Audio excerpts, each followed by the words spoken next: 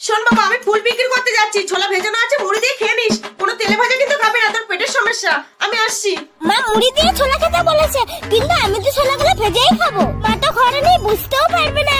তুমি তো আমাকে পাস্তাও খেতে দাও না, আজ তো আমি পাস্তাও ভেজে খাবো। তুমি একটুও বুঝতে পারবে না। যা গন্ধ পার হচ্ছে হেঁটে স্বাদ হবে।